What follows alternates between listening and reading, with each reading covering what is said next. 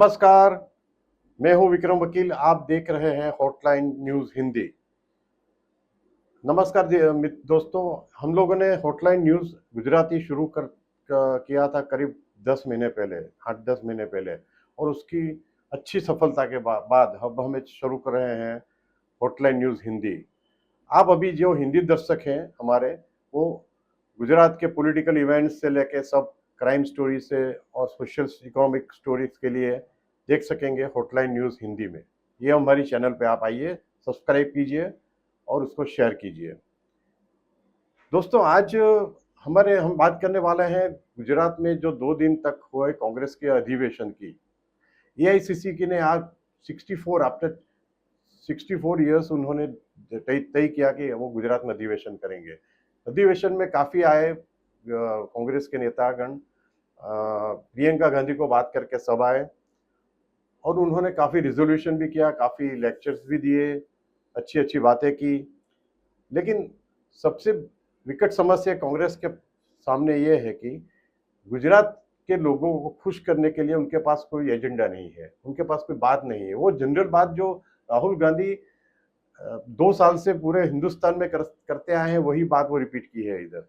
ये सब बातों के लिए एनालिसिस करने के लिए आज हमारे साथ हैं हमारे जाने माने पत्रकार किरीट भाई त्रिवेदी। किरीट भाई, आपका स्वागत है। जी धन्यवाद सर। किरीट भाई, आप क्या मानते हैं? आपने तो पूरा सुना भी है कांग्रेस के सब नेता के लेक्चर्स जो अहमदाबाद में एआईसीसी के अधिवेशन में दिए। कल सीडब्ल्यूसी की बैठक थी, उसमें भी जो रिजोल्यूशन किया उसके बारे में ही पढ़ा है।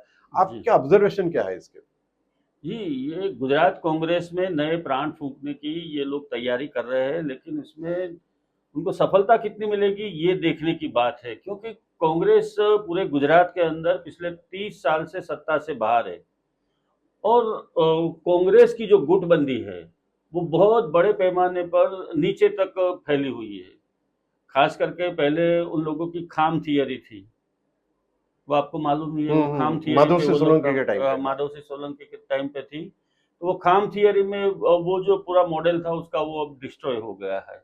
लेकिन एक बात निश्चित है विक्रम भाई कि कांग्रेस 30 साल से सत्ता में न होने के बावजूद जो उसका वोट शेयर है गुजरात में वो 35% के आसपास रहता है। फिर भी सत्ता में नहीं है, फिर भी तो उनको मेहनत कितनी करनी है, 5 से 7% वोटर्स को उसको लाना है अपने पास, और उसके लिए ये सब मशक्कत कर रहे हैं। लेकिन वो वोटर्स कहाँ से लाएंगे, किस तरह से लाएंगे, उसका रोड मैप उन लोगों को तैयार करना पड़ेगा। लेकिन ये गुटबंदी के कारण ये नहीं हो रहा है। गुजरात में जो अधिवेशन हुआ अच्छी बात है। पिछले लगभग ऐसा कह सकते हैं कि 65 साल के बाद ये सब हुआ है गुजरात के अंदर। उससे पहले हरिपुरा में, यहाँ पे आज़ादी से पहले हुआ था, हमारे सूरत के नज़दीक है हरिपुरा, वहाँ पे हुआ था एक कांग्रेस का महाअधिवेशन। और अब ये और 1962 में हुआ था, उसके बाद में अब 2025 में हुआ है। मेन बात जो है वो पूरी संगठन की बात है। संगठन किस तरह से फिर से खड़ा करेंगे, किस तरह से लोगों के बीच में जाएंगे, ये बहुत महत्वपूर्ण बात है। और उसका रोड मैप तैयार करने के लिए बहुत मशक्कत कांग्रेस को करनी पड़ेगी।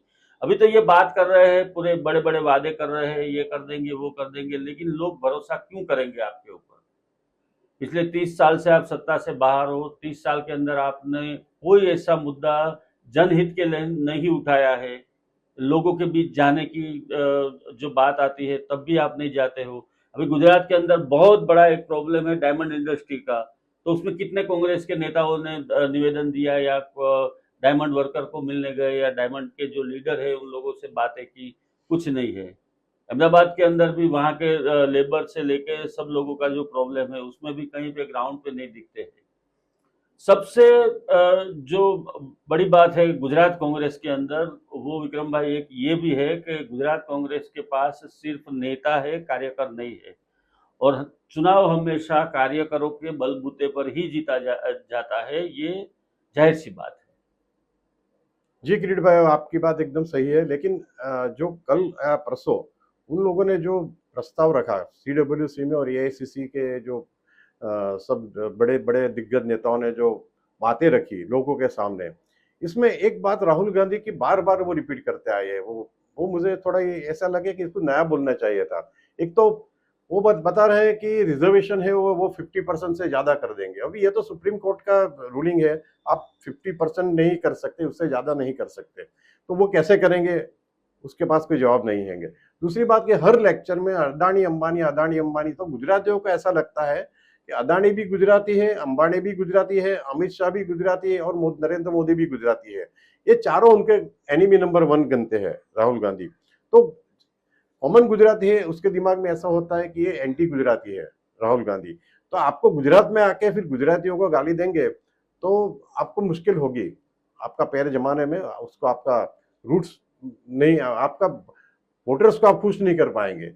दूसरी एक बात है कि ये वक्फ बोर्ड का जो अभी बिल पास हुआ उसके बारे में वो बता रहे हैं कि अभी तो गवर्नमेंट क्रिश्चियंस और सिख की भी लैंड भी ग्रैब कर लेगी। अभी सब लोग जानते हैं ऐसा पॉसिबल नहीं है, और वक्फ बोर्ड में भी किसी की लैंड ग्रैब करने का कोई प्राविधान नहीं है। तो किरीट भाई, आप ऐसे कॉन्ट्राडिक्टरी राहुल गांधी की जो बातें होती रहती है यार, कांग्रेस के और लीडर्स की भी, उसके बारे में क्या कहना चाहते हैं? जी, एक तो विक्रम भाई सबसे पहली बात ये समझने की ज़रूरत है कि जिन लोगों के बीच आप जा रहे हो उन लोगों के बहुत ही प्यारे नेता है ये सब। नरेंद्र मोदी हो या अमित शाह हो या सी आर पाटिल हो, वो सब लोगों के साथ कनेक्ट है, जमीन से जुड़े हुए नेता है। और आप सीधा फ्लाई करके आते हो, फ्लाई करके आके बोल के चले जाते हो, और गुजरातियों को गुजरात में आके गाली देंगे या इस तरह से बातें करेंगे, सब मोदी चोर है, ऐसा भी उन्होंने कहा था पहले एक बार। तो ये सब जो बातें हैं वो जो नॉर्मल लोग हैं, जो सामान्य लोग हैं गुजरात के, उनको हर्ट करती है।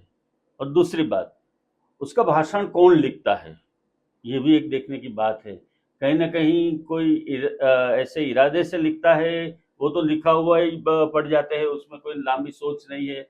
लंबी सोच करके बोलना चाहिए, या क्या पब्लिक को क्या डिमांड है, पब्लिक को क्या चाहिए, उसके बारे में बात करनी चाहिए। तो वो तजुर्बा जो होना चाहिए वो उसके पास अभी 54 की एज में भी वो नहीं है। दूसरी तरफ नरेंद्र मोदी है जिसका उन्हें सामना करना है। वो 25 साल का जाहिर जीवन और 25 साल का केवल पढ़ाई और रीडिंग, ये टोटल मिला हो आप तो 50 साल हो गए। और 25 साल का जो जाहिर जीवन है सर, वो बेदाग जाहिर जीवन है। आप देख सकते हैं खुली किताब की तरह है उसके सभी कार्य, सभी कार्यक्रम, कोई भी योजना, कहीं पे भी करप्शन में उनका नाम नहीं है। ये एक स्वच्छ इमेज वाला जो नेता चाहिए लोगों को, वो है। तो वो उसके सामने वो कितने केस उनके ऊपर चल रहे हैं, सोरोस से लेके वो सब जो है, हेराल्ड वाला केस है, ये वो सब। और प्रियंका गांधी के मिस्टर वाड्रा के ऊपर भी, लैंड ग्रैबिंग का रॉबर्ट भी केस वाड्रा है, के ऊपर भी आक्षेप है उनके सामने भी आक्षेप है लैंड ग्रैबिंग के। और कांग्रेस ने जो पिछले दिनों में जो चोरियां की थी, बड़े बड़े कौभांड किए थे 2004 से लेकर 2014 तक, लोगों के दिमाग में ये भी है। और सबसे बड़ी बात, ये लोग जहाँ भी आते हैं, जब भी आते हैं, तब अनामत की बात छेड़ते हैं, रिजर्वेशन की बात छेड़ते हैं। रिजर्वेशन की बात एकदम सेंसिटिव मुद्दा है सर। उब गए हैं लोग, ये सब बातों से उब गए हैं, और आप बार बार वही थोपे जा रहे हो तो फिर लोगों के ऊपर उसका पॉजिटिव इम्पैक्ट नहीं आएगा। उन लोगों को कुछ नया दो। आप क्या नया दोगे? आप हिंदुत्व से मुंह मोड़ रहे हो, ओबीसी आपका हाथ नहीं पकड़ रहा है, आपके जो परंपरागत मतदाता है वो भी आपके साथ खड़े रहने के लिए तैयार नहीं है। एक टाइम था कि गुजरात के अंदर बीजेपी के टेबल भी नहीं लगते थे बूथ के बाहर।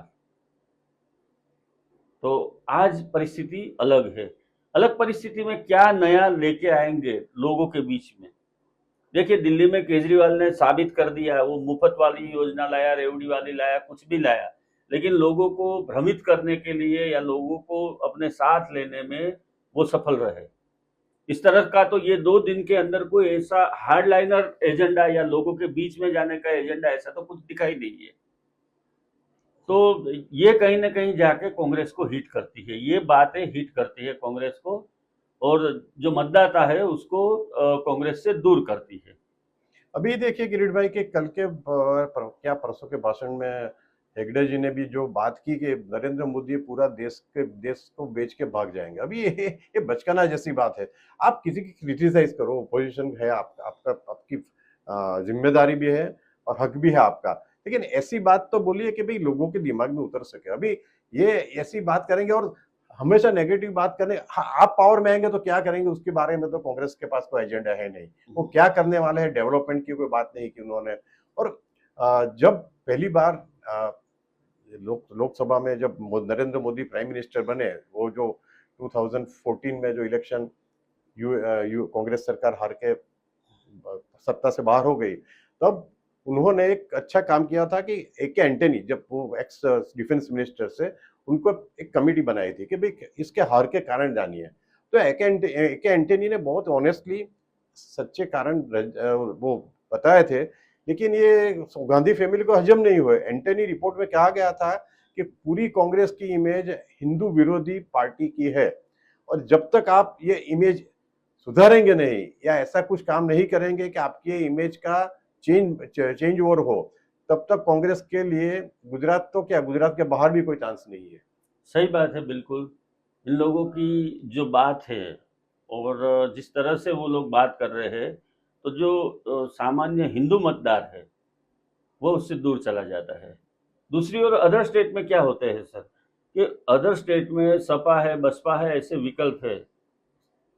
लोगों के पास लालू प्रसाद यादव या नीतीश कुमार जैसे भी विकल्प है। गुजरात में तो कोई विकल्प है ही नहीं। और गुजरात की एक बड़ी बात ये भी है सर, कि गुजरात के अंदर कभी भी जो प्रादेशिक पक्ष है, ये सपा है, समता है, ऐसे पक्ष कोई कभी चले ही नहीं है यहाँ पे। यहाँ पे नेशनल पार्टी है, उसका ही दबदबा रहा है, वही चुनाव जीतते आ रहे हैं, वो चाहे कांग्रेस हो या बीजेपी हो। तो ये सब बातों के ऊपर मंथन करना, और वो जो छोटे छोटे पार्टी है उन लोगों के साथ देखो, अभी पिछले साल पिछला जो इलेक्शन हुआ आपने गुजरात विधानसभा का, उसमें तो आम आदमी पार्टी ने कांग्रेस का पूरा खेल बिगाड़ दिया।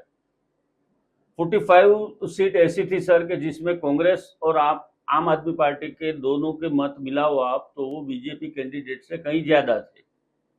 तो कम से कम 5-15 हजार का मार्जिन रहता था 45 सीट के अंदर। तो ये जो कैलकुलेशन करना चाहिए, उसके हिसाब से रणनीति बनानी चाहिए, उसमें कहीं ना कहीं कांग्रेस पीछे रहती है। और बीजेपी के पास क्या है, उसके पास बूथ लेवल से लेके एजेंडा है, उसके कार्यकर है, और वो वर्क करते हैं। कार्यकर जो वर्क करते हैं वो ग्राउंड पे वर्क करते हैं उसको। तो ये जो यहाँ पे मात देनी है, और ये जो उसका जो नेटवर्क है उसको आपको तोड़ना है, तो उसके लिए तो कार्यकरों की फौज बना के बहुत मेहनत करनी पड़ेगी। बहुत मतलब आपको बहुत ग्राउंड लेवल से काम करना पड़ेगा। तब जाके आप 5 साल तक काम करोगे, तब जाके आप विपक्ष में बैठ सको, इतनी ताकत मिलेगी आपको। और फिर अगले 5 साल और मेहनत करोगे, तब आपकी सत्ता आ सकती है, या आप सरकार बना सकते हैं गुजरात में। लेकिन अभी तो बहुत देर है, और अभी कहीं कोई नामो निशान नहीं है। दूर दूर तक कांग्रेस का गुजरात के अंदर कोई नामो निशान नहीं है। और कांग्रेस के खत्म होने के कारण यही है कि वो लोग बातें बड़ी बड़ी करते हैं, लेकिन ग्राउंड पे उसका वर्क नहीं दिखता है। जी किरीट भाई, और दूसरी बात है कि आप देखिए आज गुजरात में कांग्रेस के कोई भी नेता ऐसा नहीं है कि जो नेशनल स्टेचर के हो। अहमद पटेल की मृत्यु के बाद आपको गुजरात में एक भी कांग्रेस नेता का किसी आम आदमी को पूछेंगे नाम भी पता नहीं होगा। एक शक्ति सिंह गोहिल थोड़ा है, थोड़ा राज्यसभा में बोलते हैं, और वो थोड़ा हाईकमांड से नजदीकी है। बाकी उसको छोड़ दो, तो कोई भी नेता ऐसा नहीं है कि जिसके नाम पे कांग्रेस को लोग मत देने के लिए निकले। राहुल गांधी की इमेज तो है ही नहीं। नहीं तो गुजरात में एक भी ऐसा नेता आप बताइए कि इसके वो नेता के नाम पे उसकी करिश्मा और उसकी पर्सनालिटी या उसके काम के हिसाब से लोग कांग्रेस के लिए वोटिंग करें। जी, इन लोगों के पास एक नेता था, शक्ति सिंह गोहिल से भी आगे, और लगभग हम कह सके कि उसकी कैटेगरी है वो नरेंद्र मोदी की जैसी कैटेगरी है गुजरात में। वो थे शंकर सिंह वाघेला बापू। बापू को ये लोग संभाल नहीं सके। उसके बाद में जो भी नेता थे, अर्जुन मोढवाडिया भी थे, सौराष्ट्र में वो पोरबंदर से आते हैं, तो वो मोढवाडिया भी थे, वो तो भी उसको भी बीजेपी में वो संभाल नहीं सके। भरत सिंह सोलंकी थे, तो भरत सिंह सोलंकी को इमेज माधव सिंह सोलंकी की इमेज कहा जाती थी उसको। यहाँ पे तुषार चौधरी अपने साउथ गुजरात में थे, तो उसको अमर सिंह चौधरी के जितना अमर सिंह चौधरी का बड़ा नाम था उतना बड़ा नाम इनका भी नहीं हो सका। वो भी ग्राउंड पे काम कुछ नहीं कर सके या कुछ उनसे हुआ ही नहीं कुछ। तो इस तरह से जो नेताओं की जो फौज होनी चाहिए, नहीं कोई मुस्लिम लीडर कोई ऐसा नहीं इन लोगों के पास है, मास लीडर कोई नहीं है उसके पास। और बीजेपी की क्या जो बेस में बीजेपी क्या काम करती है वो मैं सर आपको बताऊं। वो लोग क्या करते हैं कि भाई ब्राह्मण समाज से एक व्यक्ति जो पूरे समाज को मार्गदर्शन दे सकता है तो ऐसे एक लोग को उठाएगा वो और उसको कुछ पद प्रतिष्ठा देंगे। उसके बाद पाटीदार समाज है तो उसमें बड़े बड़े जो लोग हैं उन लोगों को साथ में रखेंगे। आप सूरत में देख सकते हैं सभी जो बड़े डायमंड व्यापारी है बिल्डर है वो सब बीजेपी के साथ कनेक्ट हो गए। और सौराष्ट्र में से अगर देखते हैं कि क्षत्रिय समाज का कोई बड़ा लीडर है तो उसको वो लोग हायर कर लेंगे कैसे भी करके। और रबारी समाज है, भरवाड़ समाज है, सभी से मतलब जो समाज के लेवल पे जो काम करता है उन लोगों को ये लोग अट्रैक्ट करते हैं, उसको पद प्रतिष्ठा देते हैं और साथ जोड़ लेते हैं। ये आपकी बात एकदम सही है, यानी कि आप जो कहना चाहते हैं वही है कि कांग्रेस के पास ऐसी स्ट्रेटेजी नहीं है, या तो कोई स्ट्रेटेजी बनाने वाला आदमी दिख रहा है कि जो कांग्रेस को गुजरात में आगे लाने के लिए। मैं तो गुजरात की बात छोड़िए, मैं तो पूरे देश में अभी देखिए दिल्ली का रिजल्ट क्या आया, महाराष्ट्र का क्या आया, हरियाणा में क्या हुआ।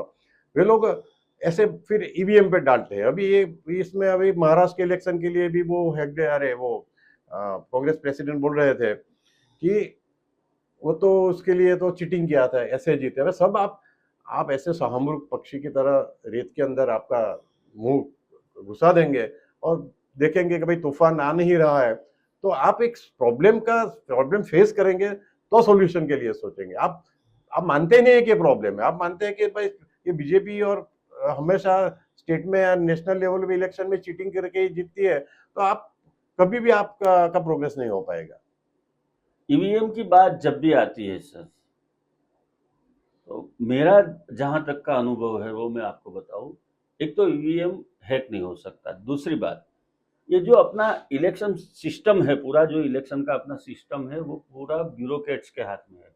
और कोई ब्यूरोक्रेट्स अपने करियर पे लेके किसी के साथ चला जाए या कोई पॉलिटिकल पार्टी की फेवर करे, ये हो नहीं सकता। ब्यूरोक्रेसी पैरेलल चलती है, लेकिन वो लोग किसी की भी शर्म नहीं रखते हैं। ये सब बातों में पारदर्शिता रखनी ही पड़ती है क्योंकि उसके ऊपर भी कोर्ट बैठी है और कोर्ट किसी की शर्म नहीं रखती है। रही बात कांग्रेस लीडरशिप की, तो कांग्रेस लीडरशिप में देखो आप, राहुल गांधी की कितनी एरोगेंसी दिखती है।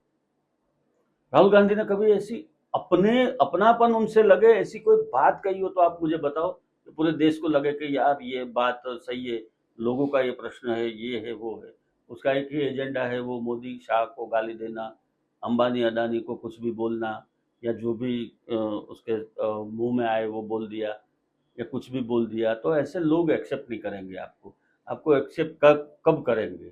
भैया आप बेस में जो क्वेश्चन है, बेस में जो लोगों के क्वेश्चन है उसके पास जाओगे, उसके लिए बात करोगे तो लोग आपको एक्सेप्ट करेंगे। लेकिन दूरंदेशी तो कोई है ही नहीं, नेतागिरी में कोई दूरंदेशी नहीं है। एरोगेंसी दिखती है कहीं पे भी, कभी भी बोलने खड़े होते हैं तो भी। तो फिर लोग क्यों आपको एक्सेप्ट करेंगे?